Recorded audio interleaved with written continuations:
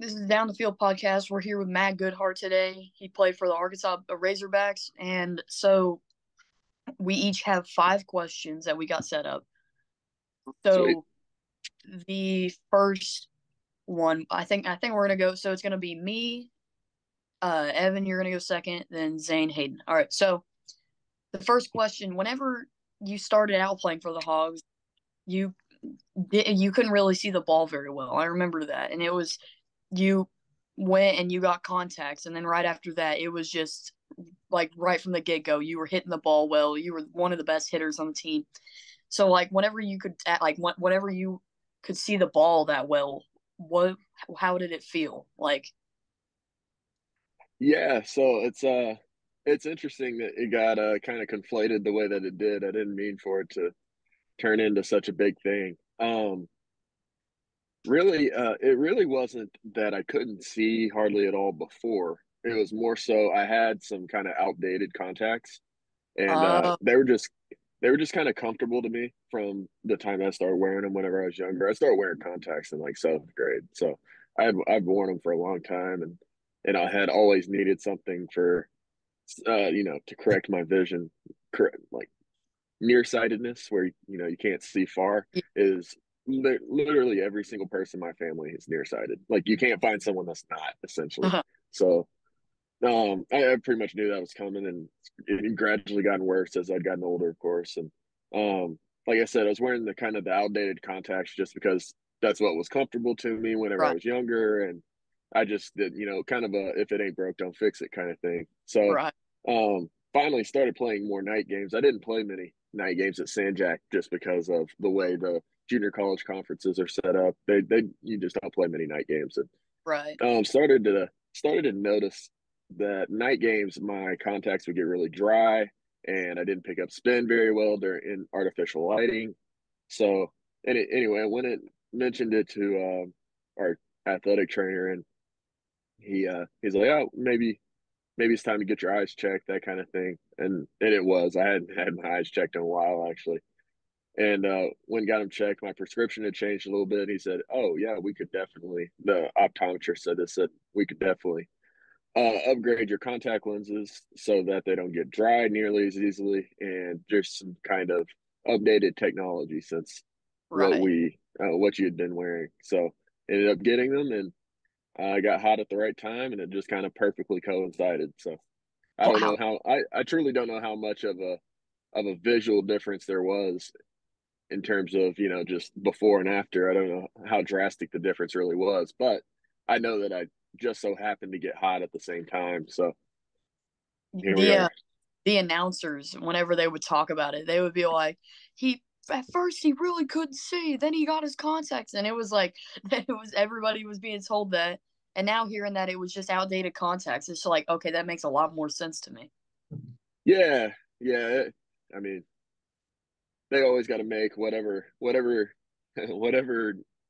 I don't know, whatever headline they have. They always have to Yeah, make it sound as riveting as they can make it. So yeah. I get why they kind of conflated it.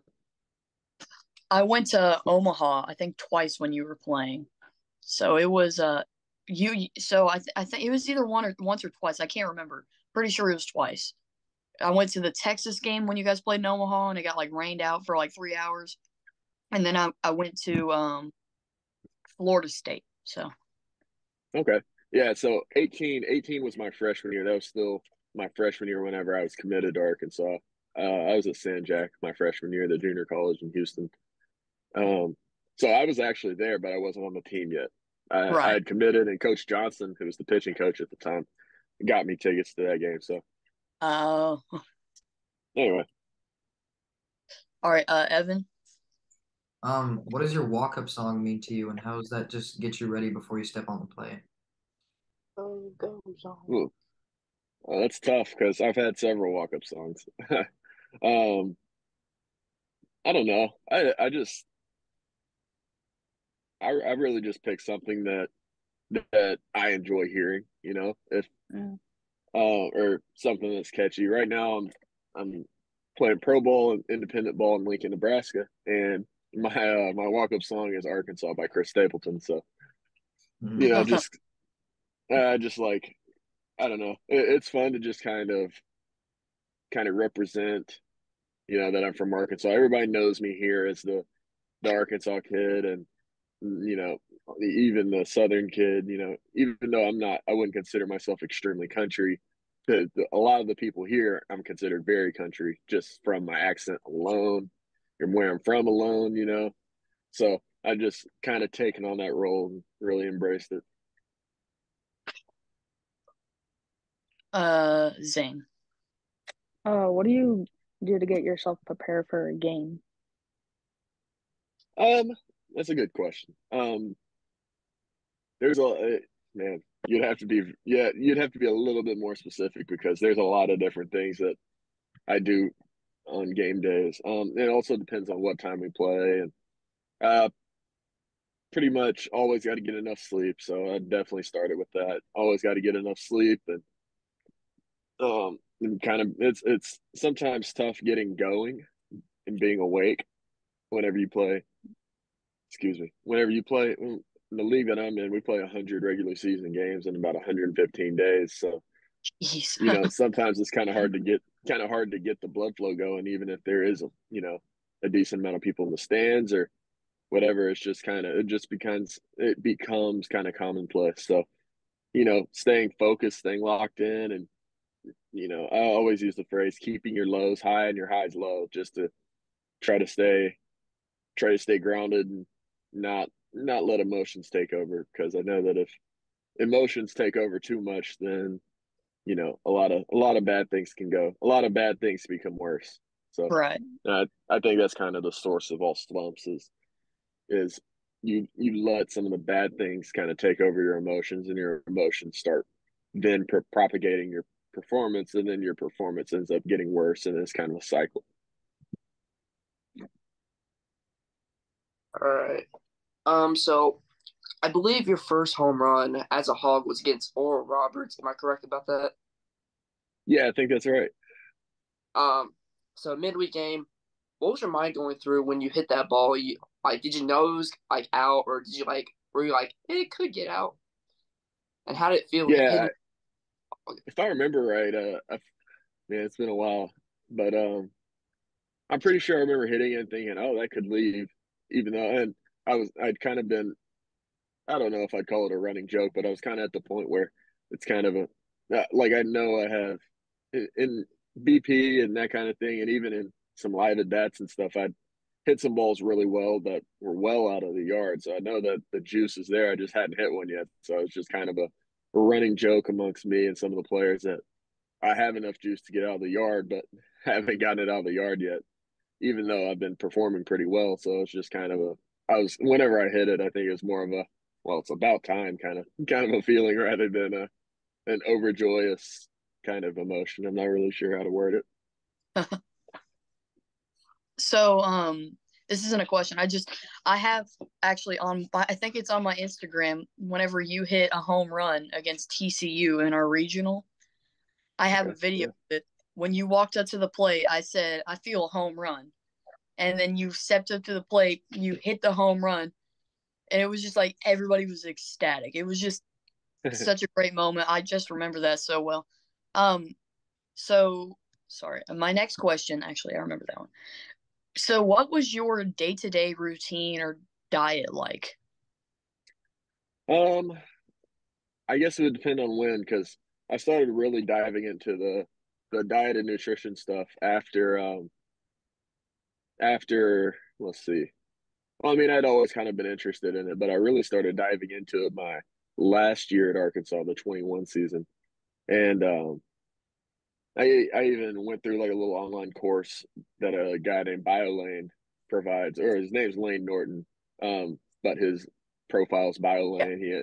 He's a entrepreneur and is now multiple time powerlifting world record holder and national champion. And he's pretty cool dude. I ended up getting to meet him during spring training. We ended up going out grabbing some food and hung out at his place. It's there's a picture on my Instagram if anybody wants to go and check him out. But anyway, he provides online courses and stuff, and um, dove into how to read and interpret actual research and data, and it all kind of started because of some of the posts I was seeing him make where he was using science and data to kind of provide some insight to common misconceptions and myths about food and diet, and kind of piqued my interest. I was like, huh, that's interesting. I was wrong about that.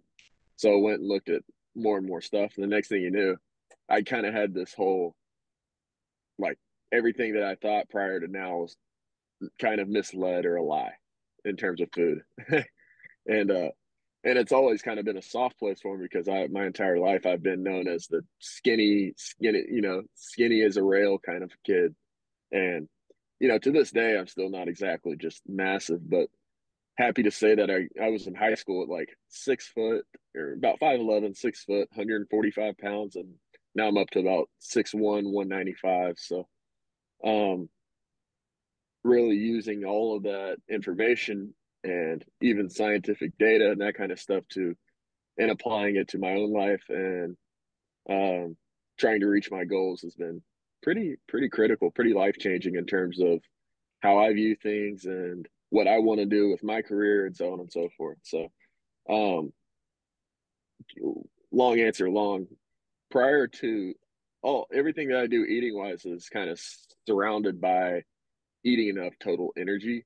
A lot of people talk about protein, carbs, fats, and all that kind of stuff, and to me, that's kind of secondary to just total energy because what makes up all those macronutrients, the proteins, carbs, and fats, that's what those are called, is just the unit of energy, calories. It's kind of like on a that's the miles per hour on a speedometer, so to speak.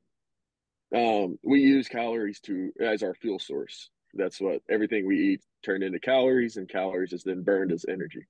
Well, the reason I was either gaining weight or losing weight in season was because I wasn't getting enough calories. So when I started focusing my eating around getting in enough calories, I was able to maintain my body weight or even sometimes gain weight, especially gain weight in the off season. And I think that is and was the biggest 180, I guess you'd say, in my eating. So pretty much just eating anything that helped allow me to get in enough energy. It really wasn't super specific. That was a really good answer. Thank you. When did you start playing baseball? I started playing before I can even remember, in a literal sense. My dad was a Division II baseball coach and an area scout for the Royals, so it was kind of one of the first things that I started doing. To be frankly honest, I mean, I have a picture. This is I'm in my truck right now. My speedometer, I have a picture of me and my dad. This is, let's see if it works.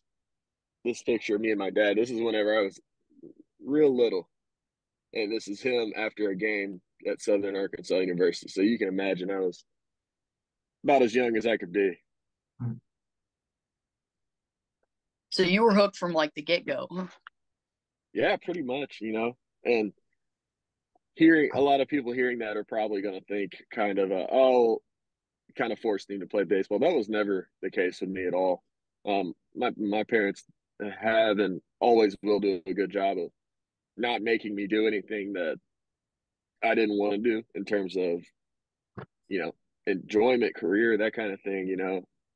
It's one thing to discipline your kids, but I feel like it's another to kind of force them into certain things. And before every single year of baseball or whatever sport I played, my dad would say, "Hey, if you don't want to do this anymore, you're not going to hurt me, I promise." And it's like, no, you can't take this away from me. I love this. And I think that fired him up a little bit, but at the same time, he knew that if I didn't want to do it and my heart wasn't in it, he wasn't going to get the most out of me from it. So I always respect him for that. What do you love about Arkansas? The state or the university? Just the state. Um, a lot of people don't realize how kind of geographically diverse it is. And what I mean by that is, you can go from the Little Rock, the Little Rock, Southern Arkansas area, all the way up to the Fayetteville area, and you're in completely different land. You go from pretty flat land and trees and hot and and all that and go up to Fayetteville, and you're kind of in the mountains. And I remember leaving for Thanksgiving one time and going from like 70-degree weather in my home in Magnolia, close to the Louisiana border, and getting to Fayetteville and it being close to freezing over the course of about, well, 6-hour drive or so. Jeez. And I like being able to get, I like seeing, I like the diversity. I like going from the south, the deep south area, and bass fishing and in a pond, being hot and humid, and then being able to go up northwest Arkansas where it's a little more, not necessarily, I wouldn't consider it as much as the deep south in terms of the landscape. I can go fish in a river and catch smallmouth and trout and that kind of stuff just a few hours down the road. And there's so much more to do than what I guess the average population would think you could do in Arkansas. And I like about that's one of the things I like about it. So especially during like tournament time, what's it like playing in a Arkansas crowd? Because if you go to other SEC baseball games, like the fan capacity doesn't even compare. What is it like playing in that crowd?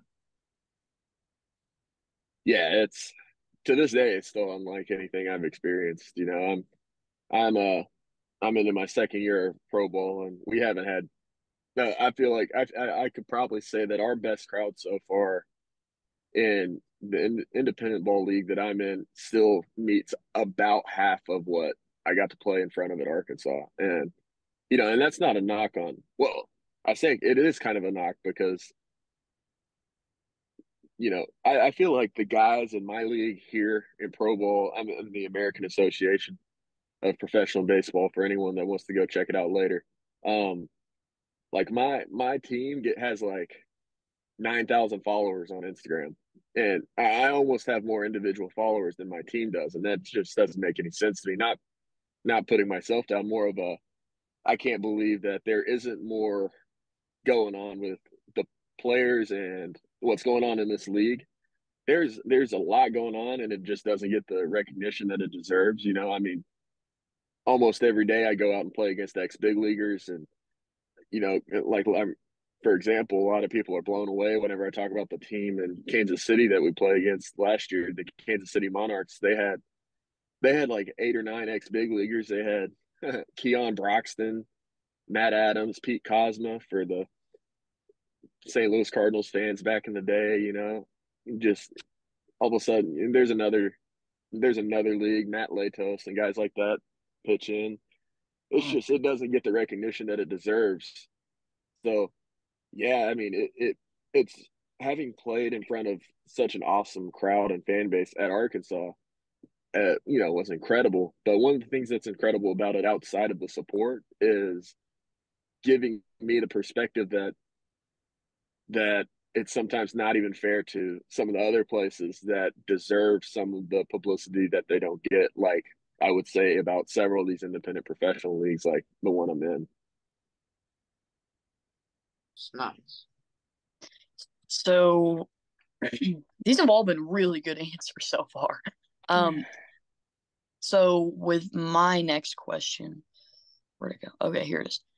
How would you describe DVH's coaching style? Is it Coaching style. like That's like always working, or is it like you work some and then you watch film, or is it always just like stuff like that? it's that's hard to say. I would say I guess the best way to describe it is a little pretty well rounded. DVH isn't exactly he's not hands on with literally everything we do.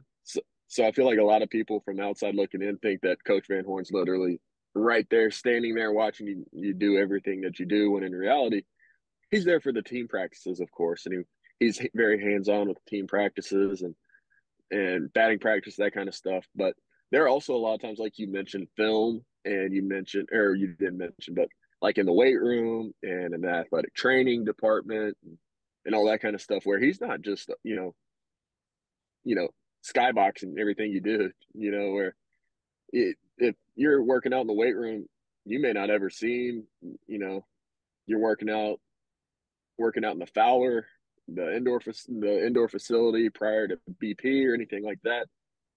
He's not going to sit there and harp on every move you make, and I like that. I like that kind of freedom. Coach Thompson, and while I was there was Phil Sibuhar, the hitting analytics guy. They were good resources, and they were there whenever you needed them to be, and that kind of thing. So it's kind of what I think Coach Van Horn does is he he gives his coaching staff and his players freedom to do their jobs and to do what they need to do without him having to, like I said earlier, stand over and watch every single move. And I think that when I say well rounded, he does a good job of allowing that freedom while at the same time making sure that there's checks and balances. Like I always tell the story where there was we would have to do like some jump rope before we do our infield work a lot of times, and there was a guy there that I believe he ended up transferring out and wasn't an everyday guy, but um I would openly admit I was one of the guys that wasn't doing my jump rope every day, and I wasn't the guy that got caught. But Coach Van Horn's there. He asked if he did his jump rope, and he said, "No, sir, I hadn't today." And he goes, "Well, why is that?" He said, I just forgot. And of course, he wasn't questioning me, but at the same time, I was like, "Uh oh, I'm about to get in trouble," kind of thing. And the answer will stick with me forever. It's kind of like a coaching moment that impacted me as both a player and a coach. And he's like, now, how can I trust you to do the big things if I can't even trust you to do the little things? And I was like, oh wow, that's really good. And it's the good balance of allowing freedom, but at the same time treating you like a professional, treating you like an adult. And if you don't get it done, then that's on you. And I'll make sure that you see to it that it's on you, kind of thing. So, What type of music are you into? Not just necessarily as in like genre, but maybe just different types of artists. wow. Oh, I have a pretty wide array of music that I listen to, and can sing and quote and that kind of stuff. But you can go as far to Texas country to rap to rock and roll, classic rock, whatever. I know a little bit of everything, so I don't know. I guess it'd be easier to name some of my favorite artists from different genres if that gives you a little more insight. Yeah, sure. Um, let's see. Texas country wise, I like a lot of like Zach Bryan. There's some Morgan Wallen in there that I like. Let's see. Some of the like the less pop country stuff and more of the real, I wouldn't say necessarily real country, but that's what a lot of people calls real country, the more outlaw kind of country with, like I said, Zach Bryan, and I'm kind of drawing a blank, kind of put on the spot, but um let me think. Chris Stapleton. Chris Stapleton's probably my favorite country music artist. Um, then rap wise, you know, it's hard to say. There's a lot of different directions you kind of go with it, but um, I like Joyner Lucas, Travis Scott, Future, that kind of realm. Um, J. Cole. You can go back a few years and find some of the older guys, Lil Wayne, Drake, those guys. Then of course some of the more like alternative stuff, like Machine Gun Kelly. I kind of like more the newer Machine Gun Kelly alternative stuff as opposed to Machine Gun Kelly in his rap days. I feel like Eminem kind of put an end to his career in the rap world, but whatever. Um, Outside of that, it's just kind of more individual stuff. Um, got a decent amount of Nirvana back in that direction. Um, yeah, I don't know. It'd have to be. I have hundreds and hundreds of songs on my playlist, so it'd be hard to pick one. Pick certain things. those were all pretty good options. What do you think is like the best position to play in baseball? The best position to play. I don't know. I don't know. Part of that's probably just preference for the player. Or if when you mean best, you mean best chances of getting drafted or signed, would probably be either pitcher, catcher, shortstop, something like that. I mean, most athletic. There's a lot of debate surrounding what's the most athletic position. There's always the feud between the pitchers and the position guys. The pitchers always claim they're the athletes, and then the position guys like just no. But I don't know. That's a tough one. I can't really give just one answer because any position can be valuable on any given day. You have one, you have a pitcher that you have a really good pitcher, and he can absolutely command a game or a series. Even if you think about it, you go back to the years of like Kevin Kopps and Isaiah Campbell and those guys, Blaine Knight. Having one really really good arm that can come out once a series and do what they do is that changes the entire complexion of the team. Then you got guys like you think about your Robert Moores, your Jalen Battles, your Dominic Fletchers, your guys that played one defense, probably just one defensive position there. Or Casey Opitz is another great example. One defensive position, and once again, made up a big portion of the team's identity just in their defense alone or their offense alone. Um, I didn't even play a position most of the time, but I would like to think that the reason I was there was to help contribute and do anything that I could to help the team win that day. So, I feel like if the outlook on it is any different than that, then probably doing it for the wrong reasons. All right. So speaking of positions, was there a reason why you were always a D? Like, was fielding just like never your thing, or DVH just like just like liked you at the designated hitter spot? Well, whenever I got to Arkansas, I played a lot of outfield.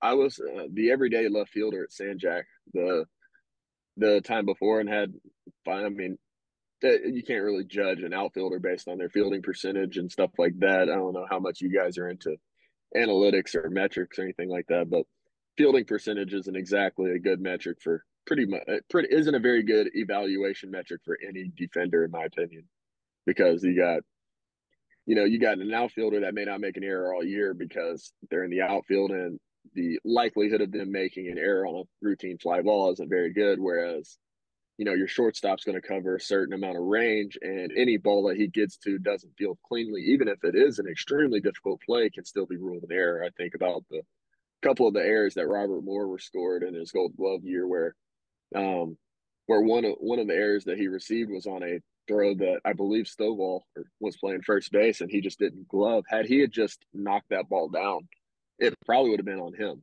Whereas he didn't even glove it on a play that he probably should have caught, and Robert Moore was then charged with the error. So there's some trying to remember the name. There's a couple of YouTube channels that I like to kind of refer people to called I think it's Baseball Doesn't Exist, Baseball Sabermetrics, Baseball Savant, some of those places talk about different defensive metrics that aren't shown on like the stat line that are much better indicators of good defense. But I digress from that. The reason that there's a couple of things about that. I actually was the opening day left fielder in 2019, and I can't remember who DH that day. It may have been Zach Plunkett or Jordan McFarland or something like that. But early in the year, Coach Van Horn's just kind of looking around, trying to find what or some solidity in the lineup, and I can't remember if I don't remember much about me playing left field that early in the year because that prior to that point was um oh no, sorry about that. I keep getting spam calls from this gym that I have a membership at. Hold on. You're Put on good. do not disturb. Anyway, Uh-huh. I don't remember much about having played left field that early in the year, but I know that it went back and forth between me and Christian Franklin at the time. And I remember, and if you know anything about Christian Franklin, you know that he's an incredible defender. So I'll openly admit that he won the defensive position in left field for sure. Because even if I wasn't a bad defender, I wasn't going to play outfield instead of Christian Franklin, Dominic Fletcher, and Heston Kjerstad that year. It just wasn't going to happen. And um, started DHing at that point a little bit.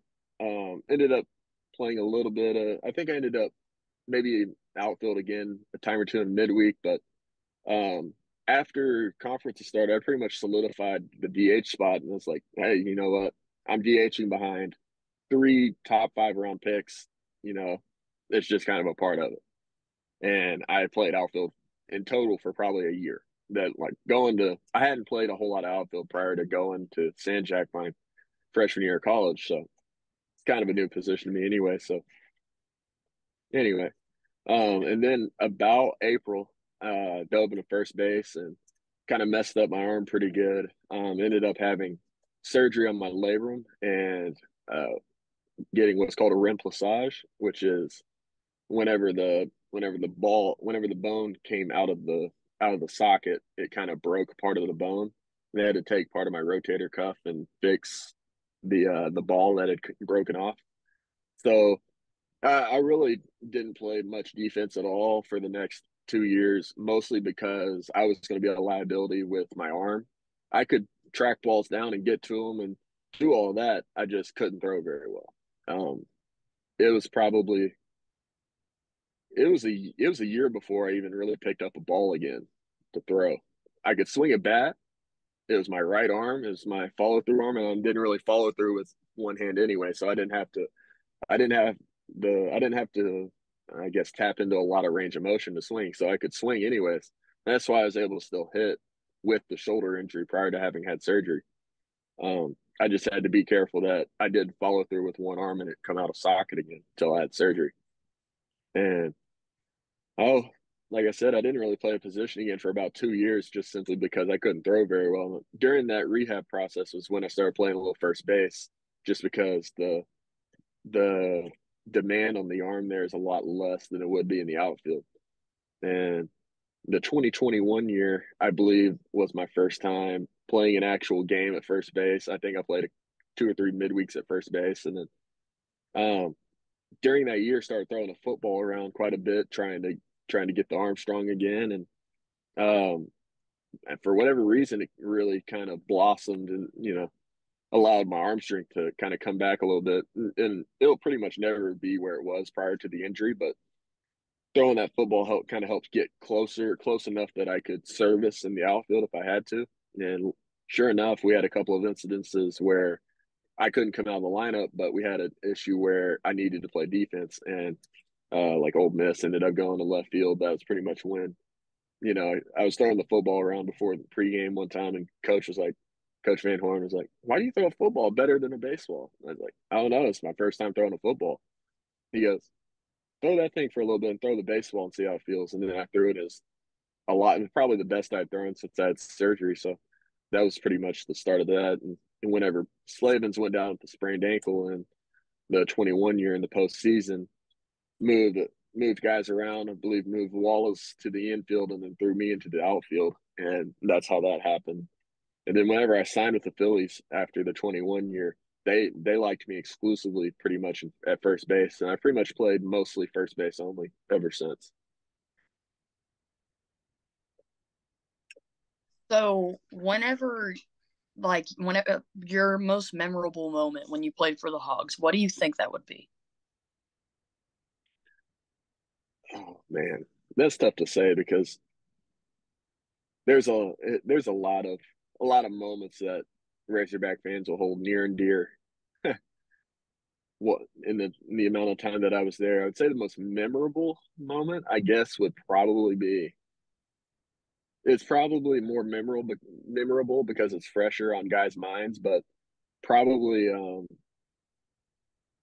probably the 21 year when Cops was really good. He was my roommate, and pretty much the entirety of the 2021 year, even though it was cut short, was I would say extremely memorable. And of course, the 2019 team that played in the World Series, um, going to the World Series, winning the supers and the dog pile, and you know, I'm not sure I can place just one moment because there are a lot of pretty awesome moments while I was there. That's pretty cool that you roommated with Kevin Cops. Yeah, I lived with him. Lived with him during the COVID year. Excuse me. Lived with him during the COVID year, and then also lived with him in the 22 season after we both signed after the 21 year. That's pretty cool. Yeah. Okay, this is another question not regarding like baseball at all, but so let's say it's just the middle of the night and you're really hungry. What fast food place do you think you want to go to?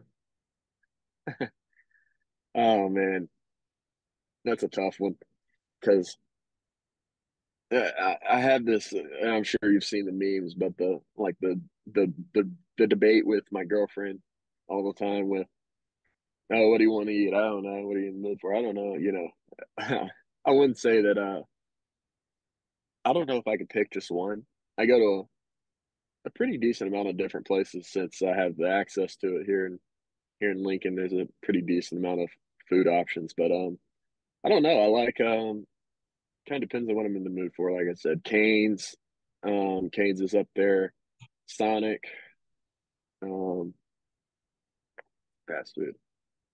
I go to Subway and Jimmy John's decent amount. I like sandwiches. Um, let's see. What's the Panda Express? Took me a second. Let's see. I'm sure I'm forgetting some places that I like to go to a lot. Oh, Chipotle, McAllister's isn't really fast food, but they have a drive-through here, so you know. Chipotle, Qdoba, go to those places quite a bit. I had Chipotle today, actually. Yeah, Chipotle is good.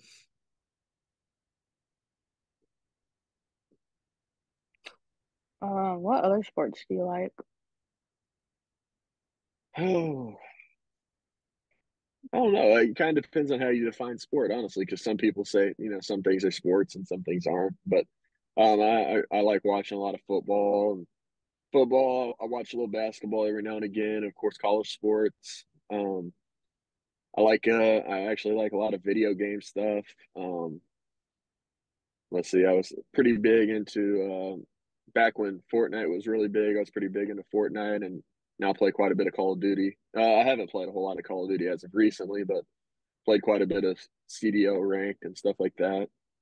Um, man, I don't know. I've been big into video games since I was little. My cousin, I was my first year of playing video games was the year that the original Call of Duty Modern Warfare came out, and it was the game of the year. And after playing the campaign, I guess I was probably like 13. I was hooked. So from there on out, I've pretty much really enjoyed video games and stuff like that. I know, esports, sports, whatever you want to call it. I'm not here to debate that, but it's one of the things I like doing and being a part of outside of baseball. It's kind of an escape from the rigorous mental demands of the sport, if you will. Yeah.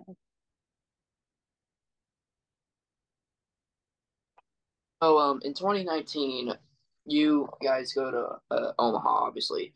What's it like playing in TD Ameritrade? Well, it was at the time. Yeah, yeah. I got to drive by it the other day. I had to pick up my girlfriend at the airport in Omaha, but oh, it's something else. There's a lot going on there.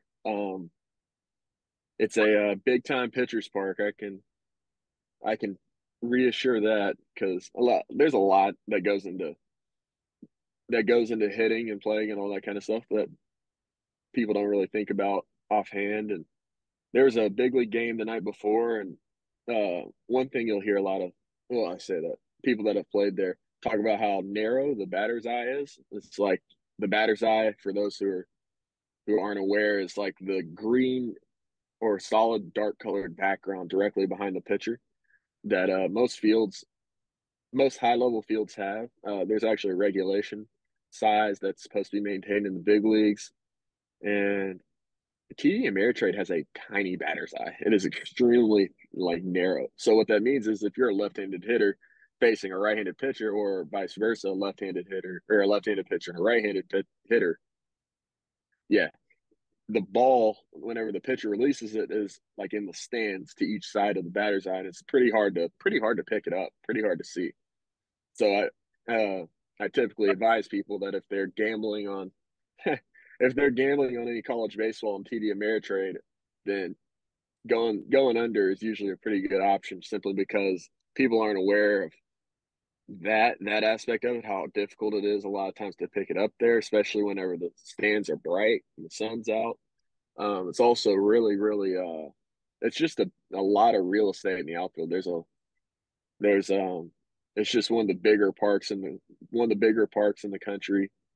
I feel like the wind is always howling straight in, and for those that aren't aware either, how much the wind is blowing drastically affects the flight of the ball. It can matter up to close to 100 feet in some cases, depending on how hard the wind is blowing.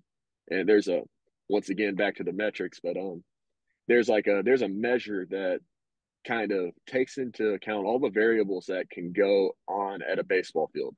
So that includes the the fence size, the wind, all the atmospheric things like that, and can kind of make an average. And every single year, TD Ameritrade has fewer than the expected average of extra base hits and home run, or not extra base hits, but home runs that leave the yard, and balls hit in a certain distance and stuff like that. There's a lot more like singles and doubles because of how much, like I said, how much grass there is in the outfield to find, but fewer home runs hit because of how big the field is and how the atmosphere kind of keeps the ball from flying there. That makes sense. This is like a kind of an add-on. It's not really. It's kind of a short question. What's it like being in a dog pile? I got kind of crushed if I remember right. Um, Man, every time somebody lands on top of the pile, it's just more added pressure onto you. But it's one of those things that a lot of those things are happening, but you're kind of numb and kind of overlook it because you don't really care, simply because of what it means and what it represents. So it's kind of it's fun. There's nothing not great about a dog pile and why you would dog pile. I remember I remember one year, I can't remember who it was, but like I was at the super regional, um, and the dog pile was here, and somebody went to jump onto the dog pile and like completely missed it. It was hilarious. Um, Yep, that doesn't surprise me. I can't, might have been Jackson, uh, might have been Jackson Biggers. I can't remember though. Um, but so this is the last questions. We have four left. So who who was your favorite teammate when you were there? Like a teammate that you would always bond with? Ooh, that's a tough one. I'm gonna have to that narrow it down to a couple because I was there for 3 years, and some of those guys mean the world to me. Trevor Ezel is going to be up there pretty high. He was kind of like an older brother figure to me while I was there. He was my roommate in 2019, my first year there, and he was obviously a fifth year and is wise well beyond his years. He's a tremendous human being and an even better leader. I can't say enough great things about that guy. Love him to death. Kevin Kopp's another great guy. A lot of people aren't aware of how not only how great of a person he is off the field. Um, Once again, just can't say enough great things about him. And Cole Ramage, Zebulon Vermillion, um, Caleb Bolden, those guys, those are all Cole Austin. Those are all some of my best friends that I developed while I was there. And Zach Plunkett's another great one. He's a not quite as big of a name in the Razorback world, but he was there for a while. He's also one of my great friends. He's one of my roommates in 2019. Um, he wasn't even, and Phil Seabuhar, he wasn't even one of the players at the time. He was one of the analytics interns. He was one of my roommates. And the COVID year, Casey Martin, Heston Kerstad, I can't just name one guy. My last question: who is your favorite or favorites type of, well, not type, just who are some of your favorite like baseball players? Can be just college MLB or even just like players who are no longer with us. Um, ooh, that's a tough one. I don't know. I don't know if I could pinpoint just a couple. I've always been a fan of some of the guys that are just underrated. Guys that have done things really, really well for a long period of time and don't really get the recognition they deserve. Um, and then some guys that did some outstanding things that once again didn't get the recognition that they deserve, like a guy named Andrelton Simmons. He's a shortstop that's played in the big leagues for a long time. A lot of a lot of people that are that play baseball know exactly what I'm talking about. But then there are a lot of people that know that he's not a household name. He's hit fairly below average in the big leagues for the last few years, but metrically and based on his highlights and stuff like that, he's one of the greatest middle infielders of all time. Some of his highlight reels just minutes long of him doing things that you're like, as a baseball guy, man, that was just unreal how he did that. Guys like Greg Maddux, I think is 18 Gold Gloves. Do you think about that? For any player at any position to win a Gold Glove 18 times is just absurd. I like uh I like Michael Brantley and Ben Zobrist and guys like that are real quiet and very nonchalantly put up some of the better numbers in the league every single year. Um, guys guys that I think treat the game with respect and treat their teammates well and aren't on the news for gun possession every other day and stuff like that. That lead by example and um, things like that. And I um, recently gave a lot of respect to guys like Blake Trinan, a couple of guys like that for standing up for some of the things that they believe in. I think that takes a lot of courage, um, especially since my faith kind of aligns a lot with their faith, and that kind of thing. Stuff like that. A lot of things that go beyond what you watch him play, and oh, he's fun to watch, kind of thing.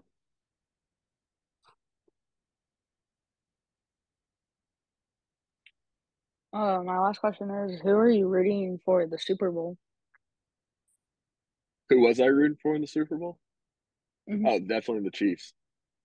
I'm a Chiefs fan, so and, and I can happily say that I wasn't really. I don't know if you'd consider it bandwagon or not, but whenever I kind of got into the NFL, whenever I was in grade school, high school, was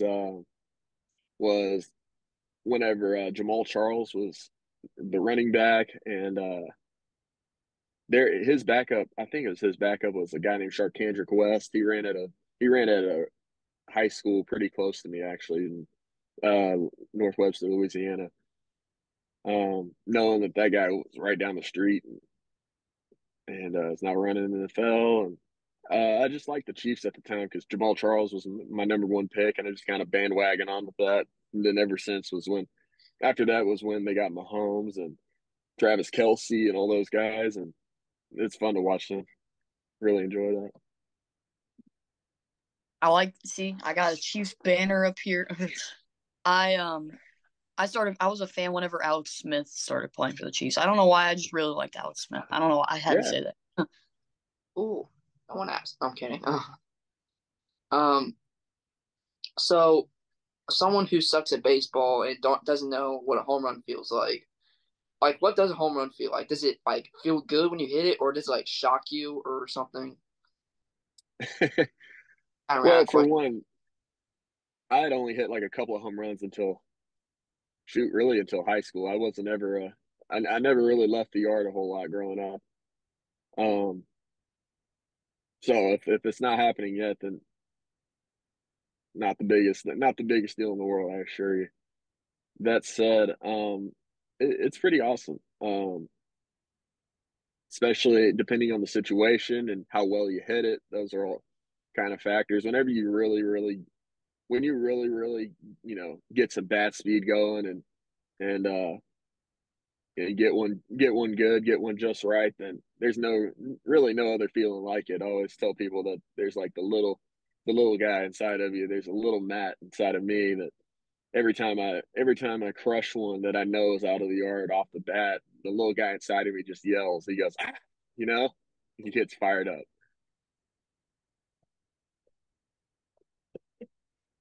Well, thank you so much for doing this. This was an amazing interview.